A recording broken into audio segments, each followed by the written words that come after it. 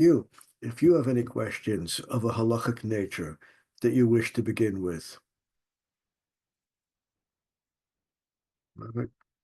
Oh, so why is this not working now? What am I doing wrong? I have a question that's going to annoy you. Oh, I think I hear you now. Okay. I said, hardly wait, right? You could hardly wait. Rabbi, I think I have one of my annoying questions. Is that okay? Yeah, except I've never heard an annoying question from you. I didn't know you had such. Well, anyway, so then this may be the first one. That okay. It's an ethical question that about the hostages, and that a mother asked her rabbi whether she should be Mechalel Shabbos to greet her hostage daughter that was being released at Kerem Shalom, whether she should take public transport or transport to greet her daughter who is going to be freed on Shabbat. Mm-hmm. And I found that a very curious question, and I'd like to ask you if that... She was and what did the rabbi answer? I don't want to tell you. I just want to say that I wouldn't have asked that question at all. I would not ask any rabbi that question.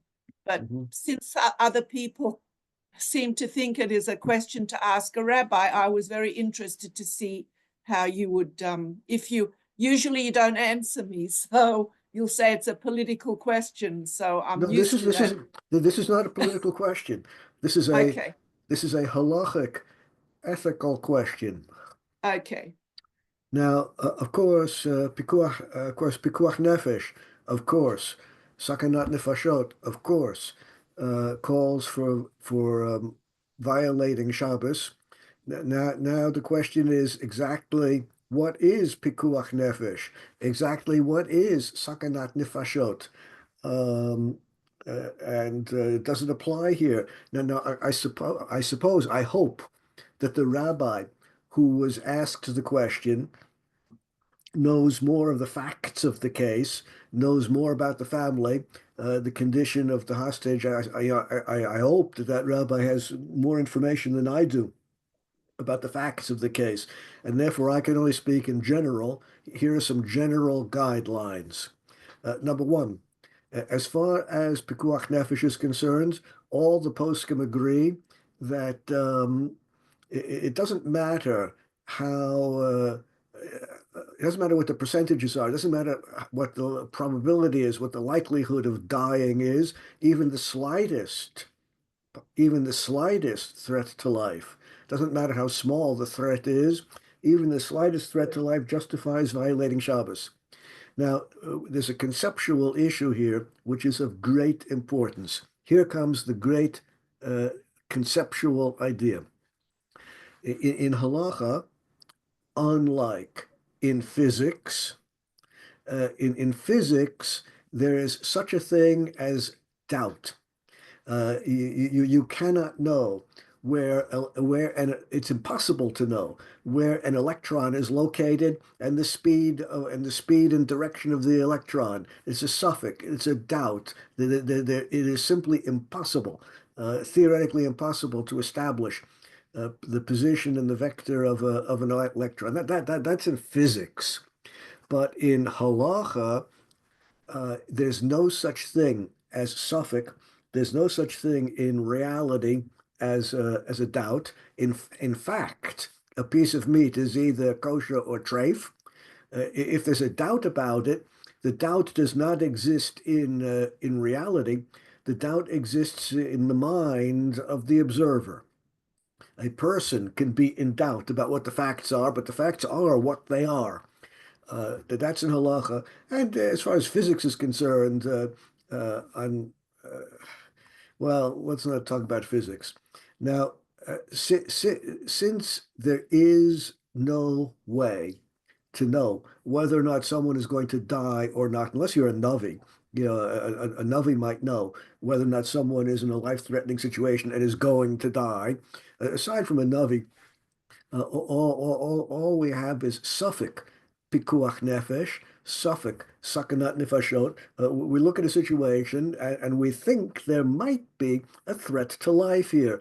If that suffix exists in your mind, if you think that violating Shabbos or Pesach or Yom Kippur or whatever it is might contribute to saving someone's life, if that's if that's what's in your mind, then indeed you should act on that and stride forward and do what's necessary to save someone's life.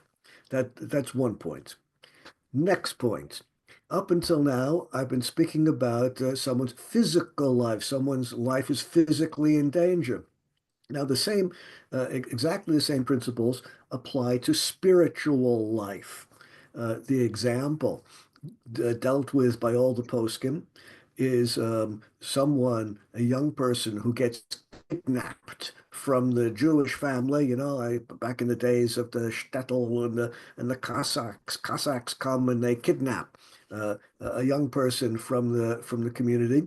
Well, that person is now in spiritual, perhaps also in physical danger, but assuming we know that there's no physical danger, it's only spiritual danger of that person being drawn away from Torah and mitzvahs. Well, the spiritual danger also justifies violating Shabbos, Yom Kippur, Pesach, whatever is necessary in order to save the spiritual life. Now, if in the case at hand, and I don't know the facts, if in the case at hand, the mother or someone else in this scenario thought that there's some threat to life, that the hostage, when released, is going to be in a life-threatening situation and is going to need medical attention, and the presence of the family will raise the spirits of the hostage and therefore improve the possibility of surviving. Or I don't see what the spiritual issue might be here, but who knows? Maybe there's a spiritual issue. I really don't know the facts. So either that doubt exists in the mind of the mother or some other observer. Yes, there might be here. All you need is the might, the maybe. It doesn't matter how slim the possibility is. The hostage upon release might be in physical danger or spiritual danger. It's not clear to me how that could happen. But if there is some physical danger and the presence of the family will give encouragement and strengthen the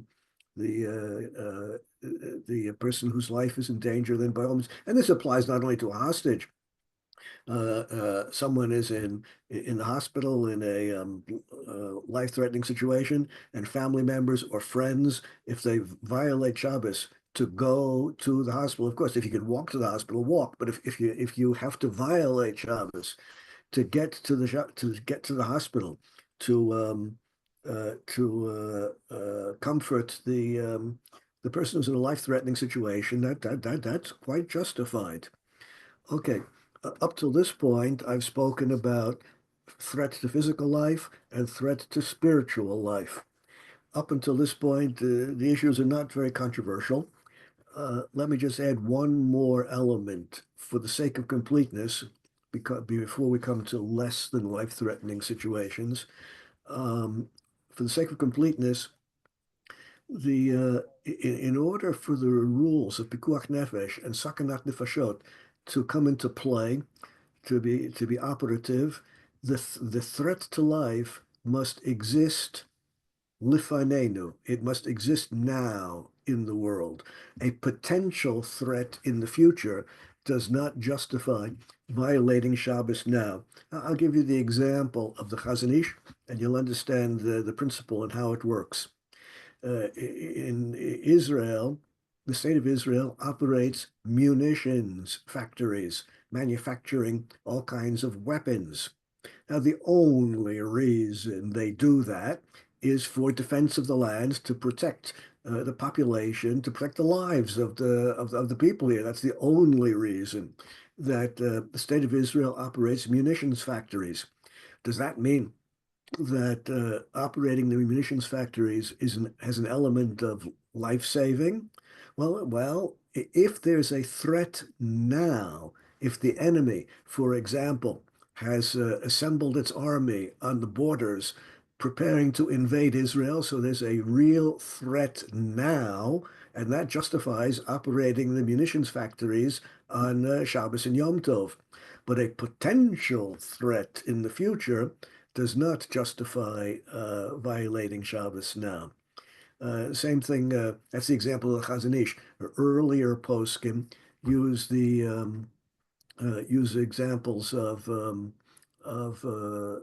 epidemics. If there's an epidemic now, that justifies violating Shabbos to do what's necessary to protect the population. If there's a threat of epidemic in the future, that does not justify violating Shabbos now.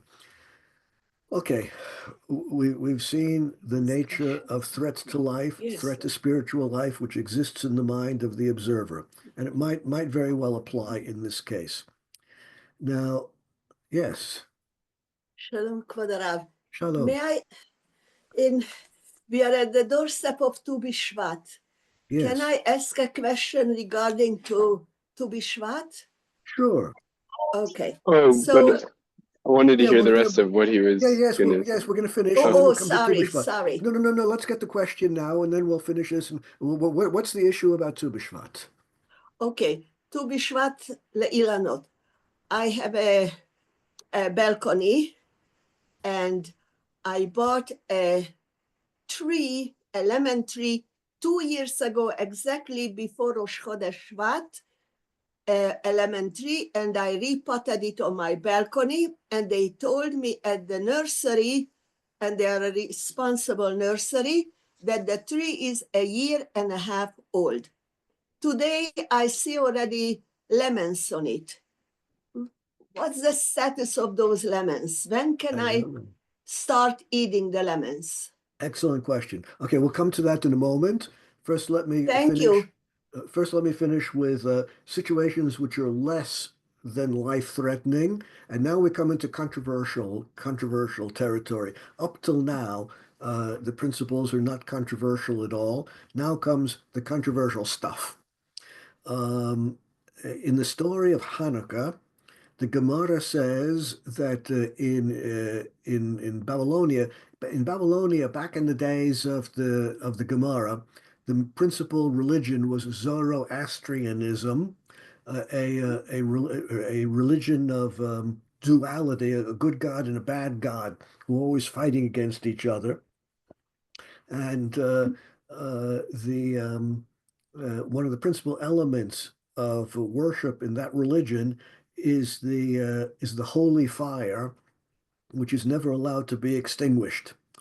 And the winter solstice is the time when the Zoroastrians, celebrate and venerate the holy fire. And therefore, as the Gemara says, on the winter solstice, no one is allowed to have any open fire anywhere in Babylonia except in the cave where the sun never shines, and they have a holy fire burning there. The Zoroastrians have their holy fire, and if the Zoroastrian priests catch you lighting a fire on the solstice outside of their holy cave, whatever it is, then you get fined. Not a threat to life. You get fined. And the Gemara calls this a sakana, which justifies not lighting in a public way, but maniho al shulhano v'dayo, lighting in the privacy of your own home, and no one outside the house sees it. You shutter the windows. So here we have an example of something which is called sakana, but is less than life-threatening sakana. Similarly, in the Shemitah year, the Gemara permits plowing the ground in the Shemitah year if that is necessary in order to pay the taxes to the Roman government. Once again, a sakana which is a little bit less than life-threatening. Final example, someone who is stuck in a pit, someone who's fallen down into a pit, and calls out to the people up above, I want to divorce my wife. Kindly write a get and deliver it to her. Now, the Gemara says that although we generally do not accept instructions like this from people who are not physically in front of us, he's at the bottom of the pit. Since there's some danger here to the person, not necessarily sakanat nefashot, we don't necessarily think he's going to die, but he is injured, and therefore the normal halachas are set aside, and the scribe up on ground level who hears him can write the get, and the witnesses who hear him say that can sign it, and it can be delivered. So here we have a few examples in the Gemara of sakana, which is less than life-threatening, and how to actually apply this in contemporary situations is highly controversial. The vast majority of poskim hold that these leniencies apply in cases where the whole issue is only d'Rabbanan and not min haTorah, and therefore cannot be applied in a way that you're going to have chilul Shabbos d'oraisa. That's the normal approach. But as I said, this is controversial. So as far as the case at hand is concerned, if the mother or anyone else in the situation thinks that there might be some spiritual or physical threat to life, then of course that justifies violating Shabbos. And as far as less than life-threatening conditions are concerned, the ordinary opinion of the vast mainstream of poskim is do not violate Shabbos for that. Okay. Toda rabba. Okay. Toda. Now let's turn to Tu B'Shvat and to the age of your lemon tree. Here goes. The 3 years of the lemon tree where it leaves orla, and then in the 4th year the fruits just have to be redeemed, and that's a simple process, and then you can eat the fruits. Well, the question is, does one begin the clock from when the tree was first planted, or does one begin the 3 years from the replanting on your balcony? The answer to this question depends upon how the replanting was done. If when the tree was moved, tree sapling, the small tree, when it was moved from the nursery to your balcony, it was the roots were surrounded by earth. If there was enough earth surrounding the roots so that the tree would continue to survive and would continue to grow without replanting, there was enough earth stuck around the roots, then the clock keeps going from the time the tree was first planted. If, however, the tree has to be replanted quickly because there's not enough earth around the roots to keep it thriving, to keep it growing, then the 3-year clock starts again when it was replanted. So first the facts have to be established, and then we'll know the answer. So I took it with the earth from the pot, replanted it to a bigger pot, and added a lot more earth around it. Yeah. If they had not replanted it, if they had left it with just the earth around the roots, would the tree continue to survive and grow? I don't know the answer to this question, but that's a factual question. And if the answer is no, it had to be replanted and it needed more earth, then the 3-year clock begins again from the date of replanting. That's when the 3 years begins from the date of replanting. So the fruit is still prohibited. 2 years, then I have to wait 1 more year. until 1 more year, and after Tu B'Shvat of the next year, I can start the fruit. Even the fruit starts growing Correct. into the 3rd year, like 2.5 years. Correct. But when you do it, it's net to revive. You have to redeem it.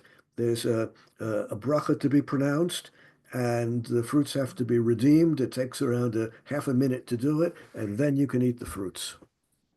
So the age of the fruit considered not from when I notice it on the tree, but from the time Of when I cut replanting. it, pick it up, pick it out. Yes, you can. Thank can. you.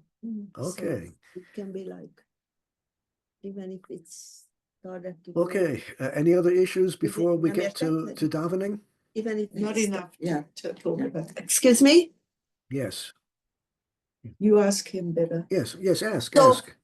So if the fruit started to grow after 2.5 years, but I pick it after 3.5 years, it's still okay? Correct. Thank you. Okay. One more year. Okay. We're ready now for prayer. Let me get the source materials on the screen. So Pretty this good fruit, at I this. just threw it out. DNA. Okay. Which direction to face when you daven? Now, before we begin looking at the sources, let me tell you a little bit about the meaning of north, south, east, and west. These are 4 different concepts: north, south, east, west, 4 different concepts, only 2 of which have simple definitions. North and south is very clear. On the surface of the earth is like a ball. Oh, I don't know. The earth is not flat, okay? The earth is like a ball, it's like spherical, and north and south are very easily defined. We have longitude lines, which are drawn on the map. Longitude lines go from the North Pole to the South Pole, and each longitude line is the shortest distance between any 2 points on the line. So the north-south lines, each going through the North Pole and the South Pole, those are straight lines, and the shortest distance between any 2 points on a straight line is to follow the line. But that's true only with north and south. As soon as we come to east and west, well, since the earth is not flat, I hope this doesn't shock you, since the earth is not flat, since it's more spherical, the east-west lines are not straight lines. And therefore, our latitudes are not at all straight lines. They're all, except for the equator. The equator is the only latitude line which is a straight line. All the others are curved, and the shortest distance between 2 points on a latitude line, east-west line, is not to follow the path of the latitude, but to go in a straight line, and the latitudes are not straight. The only reason that we are accustomed to thinking of latitude lines as being straight is because of a map maker, a cartographer, back in the early modern period by the name of Mercator. This fellow, Mercator, developed a way to make maps. Now, as I said, the earth is like a ball, but maps are flat. How to change a rounded surface into a flat surface is a very interesting something. There are many different ways to do it. Mercator's method for making a flat map out of the earth is the cylindrical method. Imagine that the earth is a ball, and imagine that a cylinder exactly touches the equator.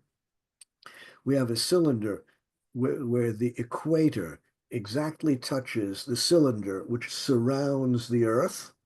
Now imagine that there's a light source in the center of the earth shining out, making shadows on the cylinder, on the inside of the cylinder. We mark all the shadows on the inside of the cylinder, slice the cylinder along the long side, unfold it. We now have a flat projection Wow. of the earth. That's called a Mercator projection of the earth. That's the way our maps are made. And if you think about it, you'll realize right away that the further you get away from the equator, the greater the distortion. when you change a spherical surface into a flat surface, you're going to get distortion. There are many ways to do it when the distortion will go different places. Well, This way goes the cylinder. Yeah. the maps we're accustomed to are Mercator projection maps.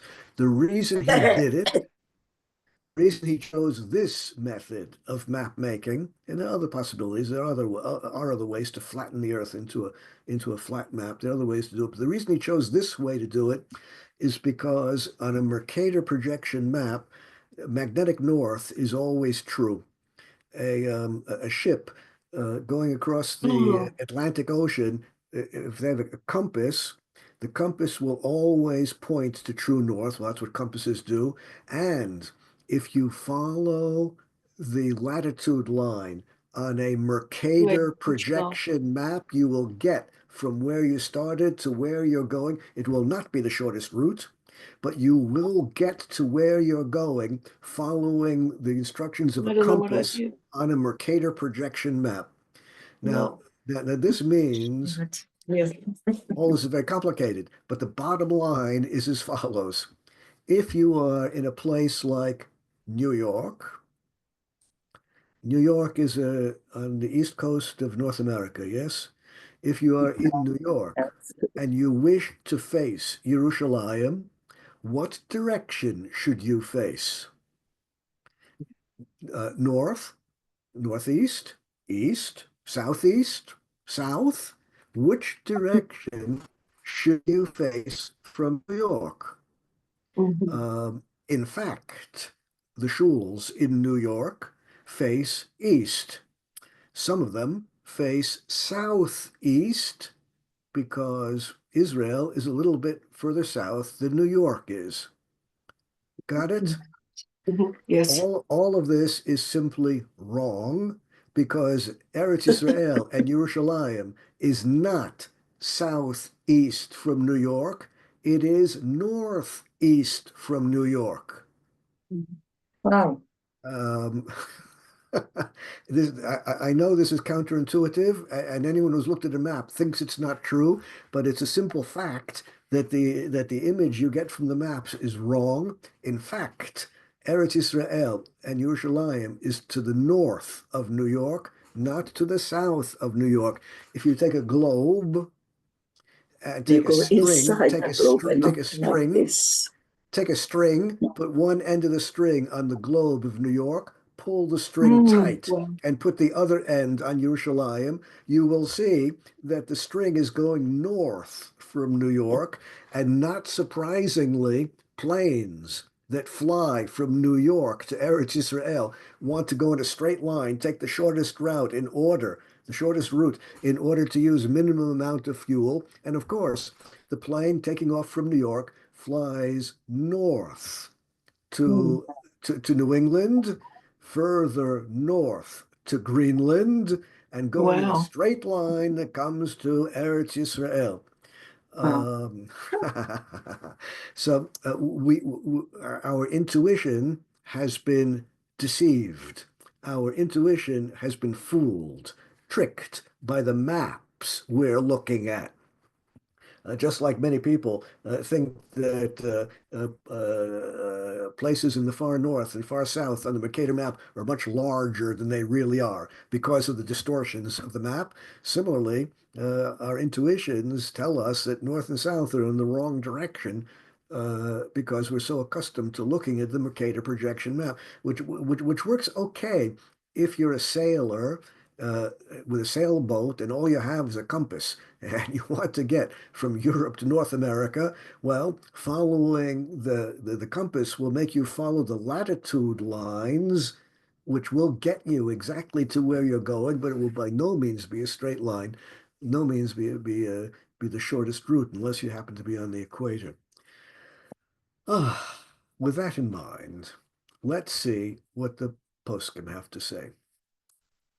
The Shulchan Aruch says as follows: Tzarich liftoach petachim o halonot. When you build a synagogue, the Shulchan Aruch says the synagogue should have windows in it. The wall that you face, when you daven in the synagogue, the wall that you face should have windows in it. Keneged Yerushalayim, the windows should be on the side of the synagogue where you face Yerushalayim. You could have other windows, but at least in the direction of Yerushalayim, there should be windows in the synagogue. Kedei litpalel kenegdan. Someone should face the windows which are in the direction of Yerushalayim, in the synagogue. Tov sheyu beveit haKnesset shnei masach halanot. And it would be good for there to be 12 such windows. Of course, if there are no windows, you can still daven there. This is just a matter of preference. If you're planning the shul, if you're building the shul, consulting with the architect, plan for some windows on the side of the shul that faces Yerushalayim, preferably 12 windows. Why? Well, the source of this happens to be in the Zohar HaKadosh. There are not many halachas, only a handful of halachas in the Shulchan Aruch, which have their makar, have their source in the Zohar. Everything in the Shulchan Aruch is also Kabbalistically correct, but here we have something which is where the only source is in the Zohar. Outside of the Zohar, this idea of windows in the synagogue, or even 12 windows, any windows, this idea appears nowhere. It's purely coming from the Zohar. What the Zohar says is Beit Knesset Shel Mala Yesh Shnei Masar Chalanot.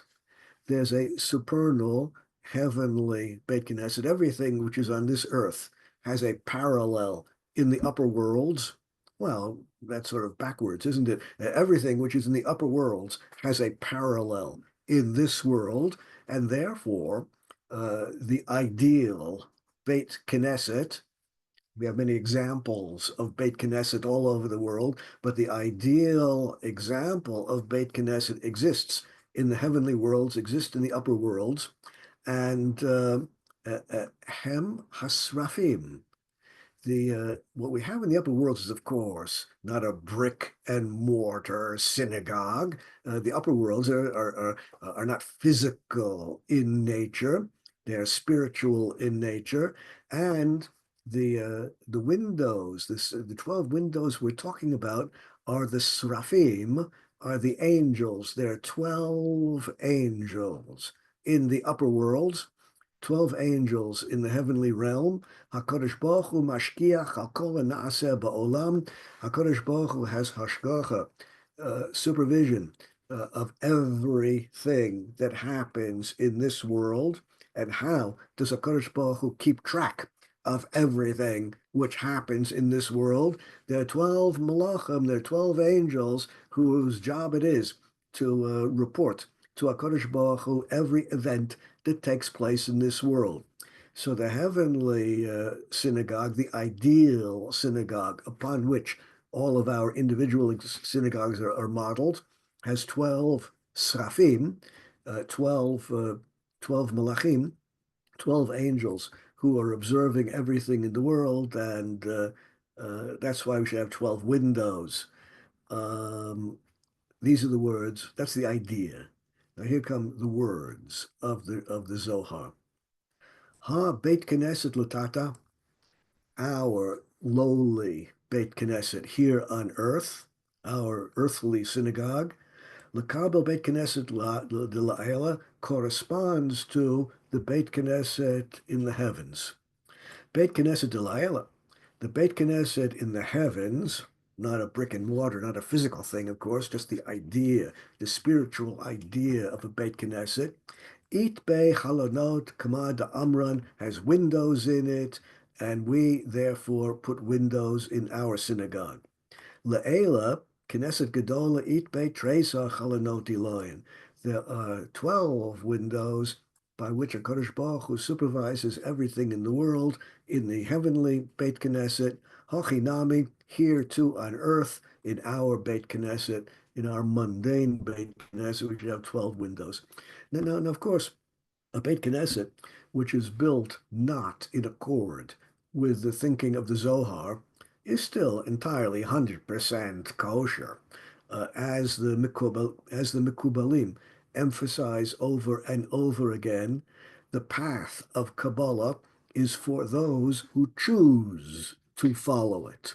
The path of Halacha is required for all Jews everywhere, and as long as the synagogue is Halacha, of course you can daven there. But those who choose to follow the Kabbalistic path should consult with the architect and have windows, and if possible, 12 windows in the synagogue.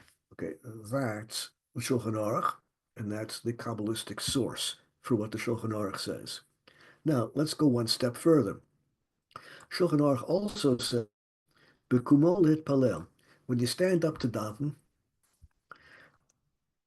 tefillah means many things, but ha-tefillah, the prayer, is the Shemona Esrei, the Tefillat Halachash, the Amidah, the silent prayer with your feet together. When you stand up and you're going to start the Amidah, the standing prayer, Im haya omed b'chutz la'aretz, if you're standing outside of Eretz Yisrael, Yahzir panav leneged Eretz Yisrael.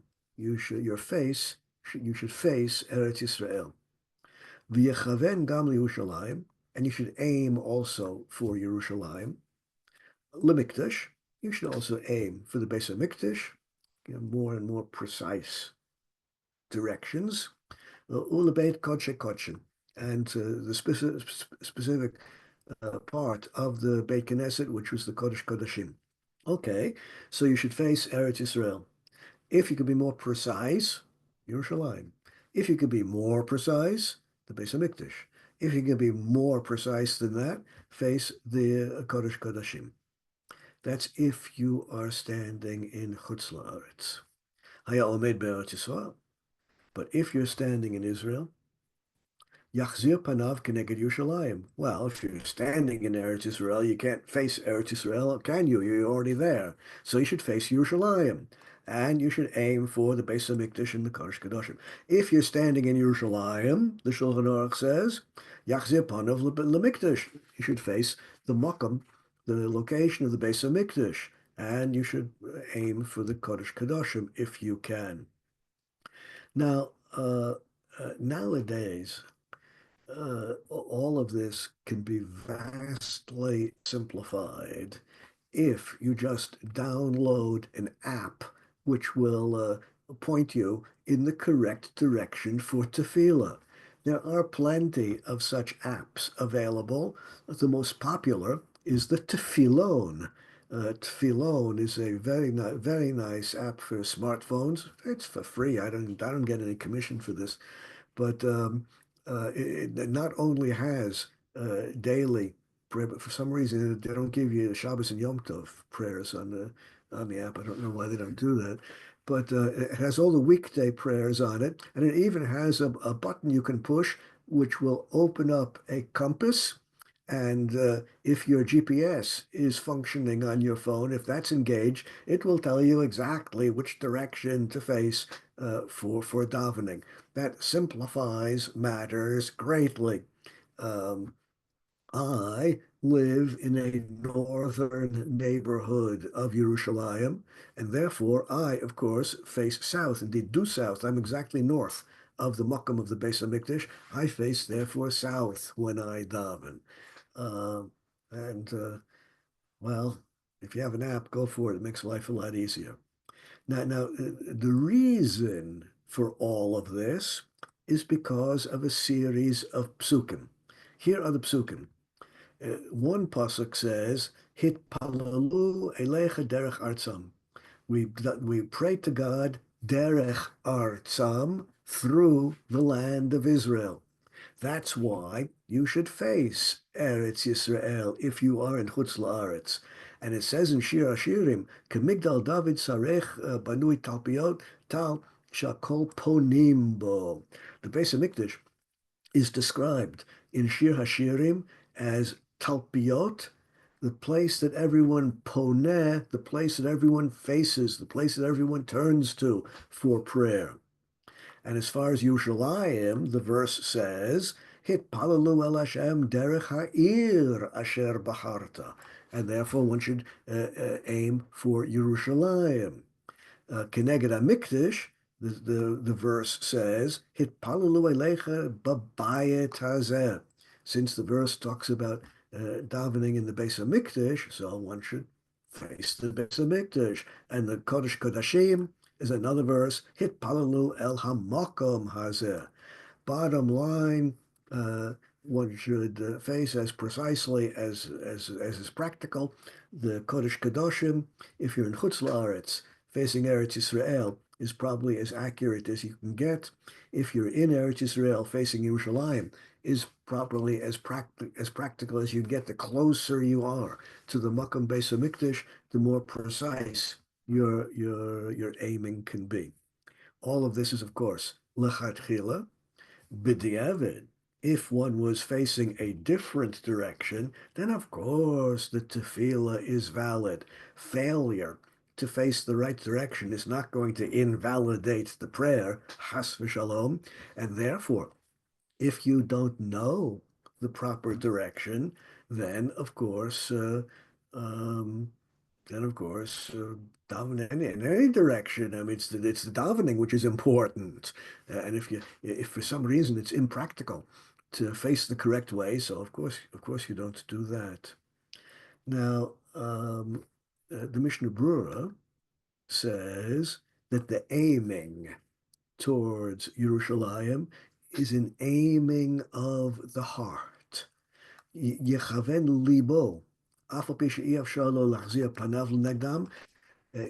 Even though you might be in New York or Moscow or wherever you are in the world, and you cannot aim your physical, but you cannot orient your physical body precisely to the makom of the Beis HaMikdash or the Kodesh Kodashim, you should have in mind that you are directing your tefillot in that direction. Rotzel lamar yachshov b'libo. You should have in your heart, you should have in your mind, as though you are standing in Yerushalayim, as though you are standing in the Beis HaMikdash, as though you are standing in the Kodesh Kodashim. If you can physically face that direction, go for it if that's practical. But if it's for whatever reason impractical, at least in your heart, have in mind that it is as though you are there. Now, we come to all kinds of exceptions. The Lavush, Rav Mordechai Yaffa was his name, the great disciple of the Ramah, Rav Moshe Isserles, who gave us the Ashkenaz notes on the Shulchan Aruch. He talks about a summa, a blind person. Blind person, well, if a blind person has someone to help him, or if the blind person has someone to help her face the right direction, hine matov. But what about the blind person who at the moment is independent and somewhere where he or she is unfamiliar with the surroundings, has no idea which way to face, or if you are hiking somewhere and you're disoriented, you don't know which way is north, south, you don't know which way to face, well,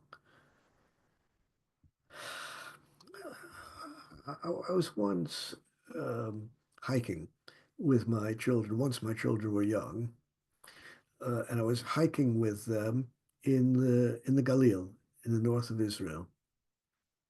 And it came time for Mincha, and there was a group of Hasidic young men who were also hiking in the area. And I said to them, hey, it's time for Mincha. Have you guys daven? Let's make a minyan and let's all daven Mincha together. And they said, oh, that's a great idea. Let's daven Mincha with a minyan. And I got out my trusty compass, and I knew, according to the map, that we were directly north from Yerushalayim. And I said, well, we should face this way, directly south. And this group of Hasidic young men were very skeptical. They said, how do you know that's the right direction? And I said, well, you see, we're exactly north of Yerushalayim where we're standing now, and that direction is south. It says so in the compass. And they assured me that it's absolutely impossible that that needle on that gadget could always point in the right direction. I mean, that's just absurd, they thought. Well, uh, I guess they would have to rely upon an app for that. If you're blind, or for whatever reason you don't know which direction, you don't know the directions, which could be at night you don't have the sun to tell you which direction is which. It could be you're in a building, you just don't know which direction is which. What's bottom line really important is to aim not to Yerushalayim, not to Eretz Yisrael, not to the Makam Beis HaMikdash, but what's really important is to aim to HaKadosh Baruch Hu. That's what the field is all about. And if for some reason you can't manage these details of facing Eretz Yisrael or Yerushalayim, well, as long as you are aiming your prayer to HaKadosh Baruch Hu, all is well. That's what it says in the pasuk. Another pasuk, hit Palalu El Hashem. Of course, we daven to Hashem. We're not davening to Yerushalayim. We're not davening to Eretz Yisrael. When does not venerate stones in earth. It's only HaKadosh Baruch Hu that we daven to. Anu machzurim panenu lemizrach. We in Poland. He was in Poland. He was in Krakow in Poland. We face east. And kavanatenu lutzad makam zrichas Hashem mamish. But when we face east, we do not face directly east because that's where the sun rises. Sun rises exactly east. That's how I can tell which direction is east. If you see sunrise, right? Sun rises in the east. We do not face the direction of the rising sun. Although we face east, we do not face directly east. Ki adraba, on the contrary, hamechaven lasod kain toa gamur. It's a complete mistake to face the rising sun when you daven. Shezeu chok haminim. That's what the idolaters do. The idolaters pray to the sun. They venerate the sun. So of course they face the sun when they daven. We don't want to give the impression that we are venerating the sun when we daven. The idolaters, they face the rising sun when they pray. Kavanatam l'hishtachavot l'shemesh. They bow down to the sun. They think, heaven forbid, they think the sun is their God. Since we live to the east, since we live to the west of Eretz Yisrael, we face east. It turns out that we are facing Eretz Yisrael in the proper places. Now, according to the map, this is simply not true. If one is in Poland, one has to face Moscow is directly north of us. In Moscow today, the shuls face east, but Moscow is directly north from us in Yerushalayim, in Eretz Yisrael.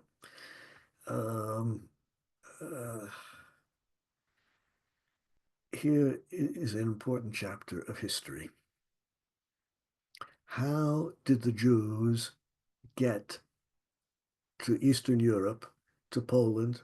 How did they get to Moscow? Well, they came to Eastern Europe, to Poland, and further east to Moscow. They got there from Germany. First, they were in Germany, and then they moved eastward. How did they get to Germany? Before the Jews were in Germany, they were in France. And they moved from France in the early Middle Ages to Germany, and in the late Middle Ages, further east to Eastern Europe. How did the Jews get to France? Well, they came to France from Italy. They came to France from Italy. Before the Jews were in France, in late antiquity, early Middle Ages, they were concentrated in Italy, They moved from Italy north into France. How did the Jews get to Italy? The Jews came to Italy in late antiquity, in the days when the Beis Hamikdash was still standing. The Jews came to Italy from Eretz Yisrael. So you go from Eretz Yisrael, the movement of Jewish population, Ashkenaz Jewish population. We're not talking about Sfaradim here. Ashkenaz Jewish population has its historical origins in Eretz Yisrael. The Ashkenaz, then the community of Eretz Yisrael colonized Italy, eventually moved north into France, and then eventually west into Germany and Eastern Europe.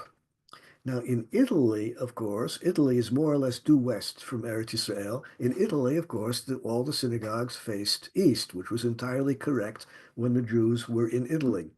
But as they trekked north into France, they kept the shuls facing east, even though every few kilometers they moved further north, the shuls should have been turned a little bit southward. But they were unaware of these distinctions, and they kept the shuls facing east when they moved from Italy into France. And they continued the eastward orientation of the shuls when they moved into Germany, and then into Poland, and then into Belarus, and then into the Ukraine, and then into Russia. And that's the historical reason why all the shuls face east. When the Jews then moved from Germany and Eastern Europe to New York, they continued having the shuls face east, even though New York is north of Eretz Yisrael. Eretz Yisrael is to the south. No, that's not true. Even though Eretz Yisrael is to the north of New York, they continued having the shuls face east. All the countries where the Jews are spread out, were all westward or northwestward of Eretz Yisrael, which is true only according to a Mercator projection map, which the Levush already had. Those were the maps that they had in the 17th century. Well, our shuls do not mamish face exactly in the right direction. Bottom line, nirali tov v'nachon, it is correct that when you build a synagogue, yizaharu sheyasu hakotel hamizrachi, when you design a synagogue, the eastern wall, which everyone is going to face, should be oriented with the Aron Kodesh in the eastern wall. Teinotek tzat l'tzad mizrachi dromit. If you're in Poland, you should face southeast, which was the correct direction. That's the way the shul should be built if you're building a new shul. Az na'amod mechuvan Eretz Yisrael, Yerushalayim, Beis Hamikdash, then you'll be facing truly in the correct direction, and you will not be imitating the idolaters who bow down to the sun directly east. So he was aware of the fact that the Mercator projection maps are distorted, and nonetheless, he thought that one should face south. One should face southeast in Poland when davening, and to this very day, the shuls there face eastward.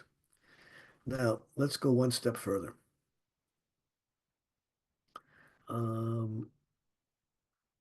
The Ramah says, Misha rotzel lekayem omram harotzel hashir yatzpin lachkim yadlim. It says in the Gemara, if you seek wealth, if you want to be wealthy, if you seek wealth, the Gemara says, yatzpin, face north.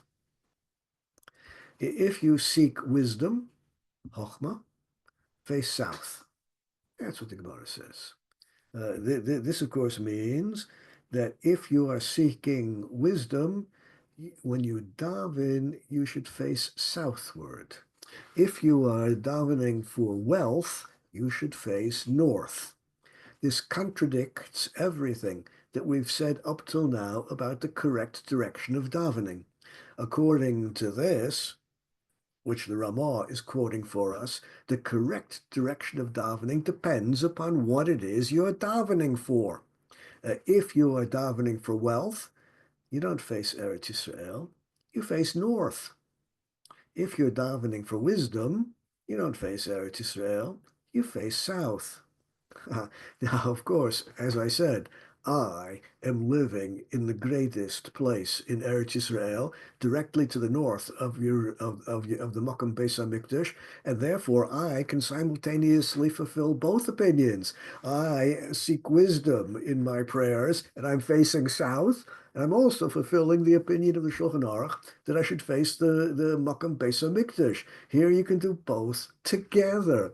But if you don't live if you're not in my neighborhood, it's impossible to do both together. And therefore, the Ramah says, Makom Makom Yitzad Panav Lemizrach. You should always be physically facing the Makom of the Beis HaMikdash, but you should tilt your head a little bit north or a little bit south. Here you are. You've positioned yourself for the silent prayer, facing the Mokum of the Beis HaMikdash, and then while you daven, you tilt your head a little bit south or a little bit north, depending upon whether you are davening for wealth or for wisdom. The Mishnah Brura, who lived in, where did the Mishnah Brura live? Well, the Mishnah Brura lived in the town of Radin. Where was the town of Radin? Depends who you ask. According to the Jews, Radin was in a place called Lithuania. But according to the maps, in the days of the Mishnah Brura, Radin was located in Poland. If you look at the official letterhead stationery of the Chavetz Chaim, and we have many letters have been reprinted, been photographed and reprinted, many letters which he wrote on his own letterhead stationery. In the top right, he has his name and address in Hebrew. Rav Yisrael Meir HaKohen Radin Lita, Lithuania. And on the top left of his official letterhead stationery, he has his name and address in English, Rabbi Israel Meir Kagan, Radin, Lithuania. Well, in any event, he was located almost due north from Eretz Yisrael. Nonetheless, his shuls were all facing east. The Aron HaKodesh is put on the eastern wall. If that's impractical, put the Aron HaKodesh on the southern wall and face there. The Minhag HaMakom of facing east in Lithuania or Poland, well, one should conform to the Minhag HaMakom.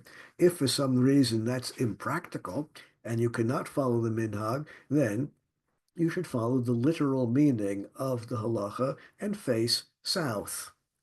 Al kol panim lo lema'arav, but of course, you don't want to face west because then you have to turn your back to Eretz Yisrael.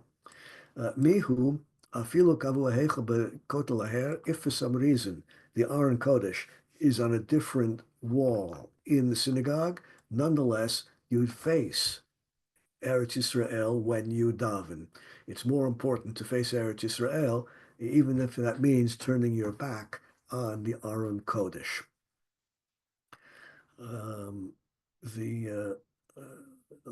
For the sake of completeness, let me deal with one more important issue.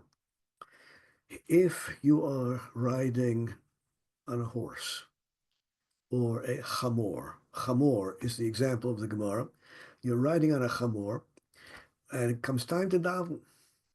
What you should do is get down off the chamor, have someone else hold on to the horse or the chamor while you face the correct direction and daven.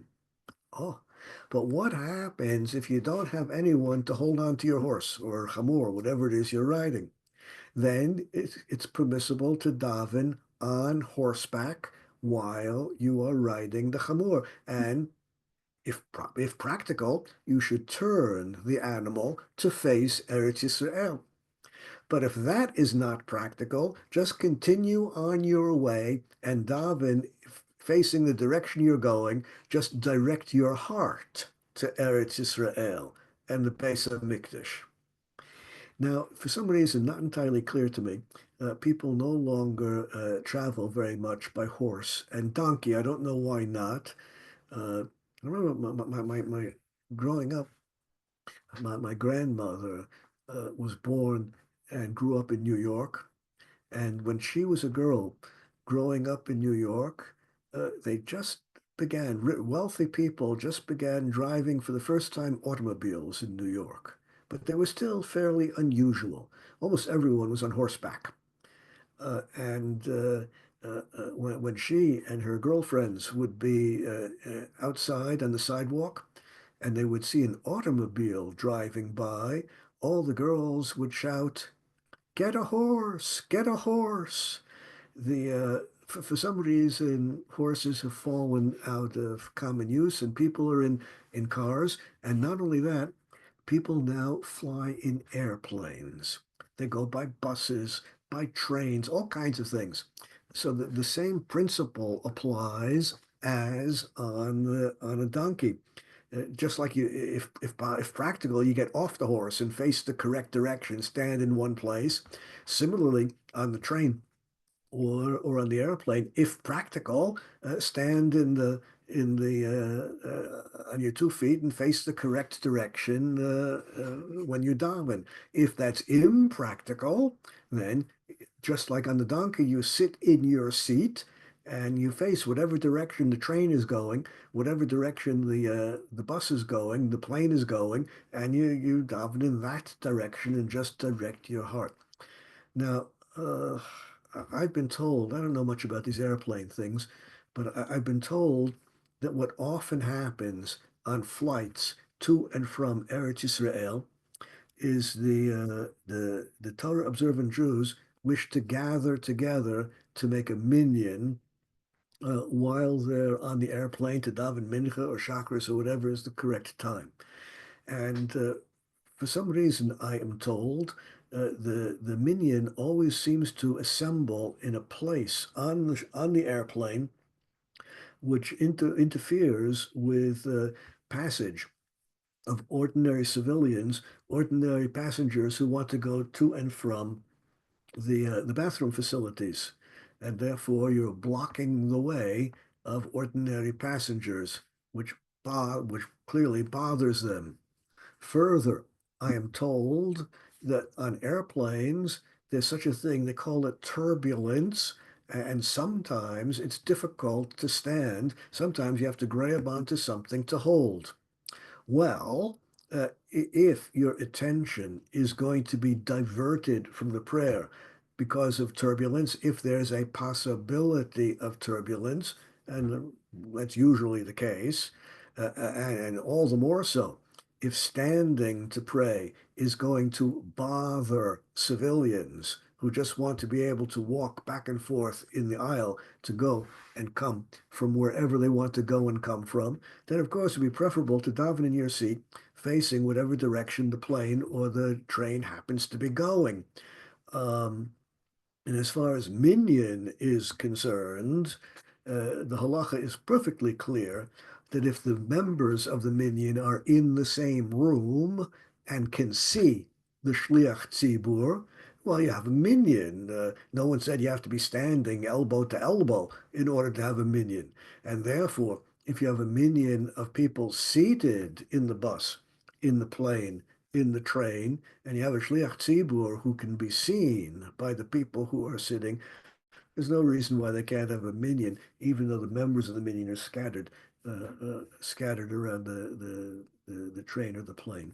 So, for the sake of completeness, those are the last ideas about the direction of facing when you daven. I'm going to pause at this point and wish you a good week and a safe week and a good Shabbos, and open for any questions you might have. Ralph Fink, I'm sitting on Spilkas the whole time because, as you know, what our house looks like. So it used to consist of the room that we're learning. I know that I know that your house is highly distracting. You have this beautiful painting on the wall behind you, partially hidden by some flowers, but it's so distracting because it's really very good. Oh, Hashem. Anyway, I just want to say that the other room that used to be a part of this house was given to be a Beit Knesset at some point. I don't know when it was, but by someone whose name was Toronto. So anyway, they had a little bit of a problem when they made this room where we're learning into a bedroom, living room, everything room for the family. Because the parents were sleeping in this room. So the Beit Knesset that became the adjacent room was not allowed to have their Aron Kodesh facing this toward the Beit Hamikdash, because as I understand it, Al Pi Halacha, Beit Knesset is not allowed to face a bedroom. So this is as far as I know, this on purpose. This Beit Knesset, the Aron Kodesh is facing south of all of Yerushalayim. Yeah, okay. And I have not often, but I've occasionally davened there, and I noticed the discrepancy. And what's important is, of course, to have one's heart oriented to a Kodesh Baruch Hu. That's what's important. Okay. So, right. A lot of times people come and ask me, which way is east? I said, this is toward the Beit Hamikdash, like. Right. Yeah, people call that Mizrach. Yeah. So, Wow. yeah, Baruch Hashem. So this shir was very close to my life, my heart. Very, very Thank you. good. Very good. Thank you. Okay. Thank you very much. Thank you. Kol tov. Kol tov. Shalom. Thanks for Fink. Shalom. We had I do have. Yes. Shalom. I wanted to ask about the air plate. How would one, if a shliach tzibur is sitting down, and you don't want to maybe yell across the entire airplane, how might that look? Well, I don't know. It might or might not be practical. If it's impractical to have a minion, so daven individually. That was my thought. It seemed problematic to get in the way of everybody. Huh. Okay. Okay. And then in Eretz Israel, is there enough distortion of bend of the earth, of the curve, that like to be all the way in the far north or the far south, that you could be far enough away from Yerushalayim? It's very small. It's at most a meter or so. Oh, It becomes important in the Tchum Shabbat, right? You're allowed to walk only 2,000 amot beyond the town in which you live, beyond the last residence. The Tchum Shabbat is calculated in the following way. You take a map of the town, the village, whatever it is, put a dot everywhere where there's a residence, and then you make a rectangle around the town or village, where the lines of the rectangle pass through the northernmost residence, the southernmost residence, the eastmost residence, and the westmost residence. And that will give you a rectangle. You have 2,000 amot, 2,000 cubits beyond that rectangle for Tchum Shabbat.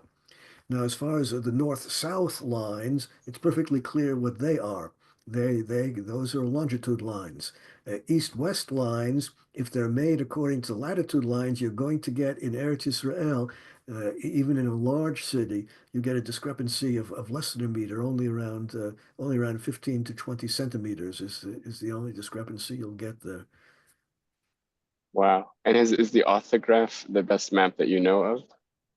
Which map? Japanese, the orthograph, the I don't Japanese know. map. I'm not, I only know, I know a lot about medieval and early modern cartography. I really don't know much about modern cartography. I pasted a link. I don't know if this is, I don't know if it's, yeah, okay. Okay, send me the Interesting. link. Send me the link.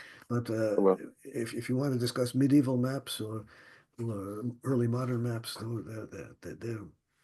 know about them. Okay, be well. thank you. Shalom. Shalom. Shalom. Hi, Rav. Yes, Philip. If you people who are davening at the kotel, they actually face the kotel when they're davening Amida.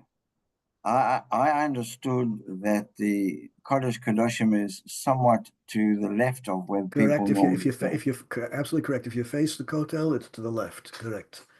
So how come they don't face towards the left? Because they should be facing.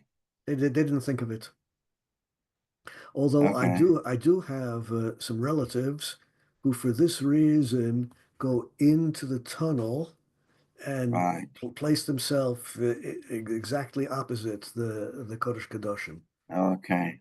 All right. They are aware of the issue. Most people aren't. Yeah. Okay. But it's all okay. As long as you have your heart towards Yeah. the Kodesh Baruch Hu. Yeah. Okay. Very good. Sure. Very interesting. Yeah, Okay. very good. Good night. Be well. Be well. Have a good Thank week. you. You too. Bye-bye.